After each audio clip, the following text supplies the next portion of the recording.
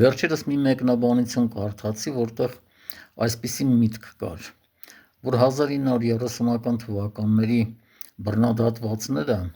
աքսորվածները եւ գնդակահարվածները բոլորը հակասովետական էին։ Սա թյուրիմացություն է։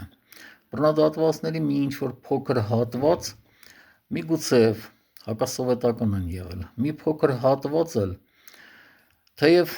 իշխանությունների հետ լոյալ են եղել, բայց դեմ են եղել Ստալինի քաղաքականությանը, բայց հիմնական զանգվածը եղել են մարդիկ, ովքեր նույնիսկ չեն իմացել, թե իրենց ինչի համար են ձերբակալել, նույնիսկ եղել են մարդիկ, կուսակցության անդամներ,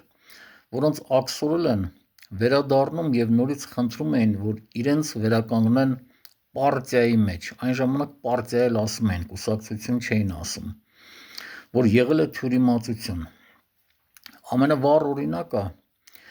իր ստեղծագործություններից մեկում պատմել է գրող Գուրգեն Մահարին։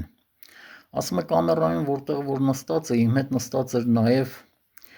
KGB-ի շենքի ճարտարապետը Գևորգ Քոչարը։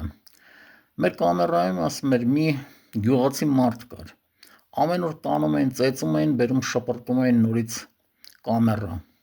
Ասում եմ, մի օր ասեցինք, լավ, մենք գրագետ մարդ ենք, միտեղ միգուցե մի ավել բան ենք խոսել, բռնել են։ Քեզ ինչի են բռնել։ Ասում է գյուղացին ասեց, չգիտեմ, ամեն օր տանում են, ծեծում են, ասում են, ասա, որ դու սիսեռ ես։ Ես էլ ասում եմ, ես սիսեռ չեմ։ Մարդուն տարեցեցել են եւ ասել են, որ ասա, որ դու էսեռ ես։ Բայց մարդը այդ էսեռ բառը նույնիսկ չէր լսել, թե դա ինչ է։ Սա ամենավառ օրինակն է, որ բռնադատվածների մոտավորապես 60-70%-ը եղել են այսպիսի մարդիկ, պարզապես պլան էին կատարում վերևից եւ վերջ։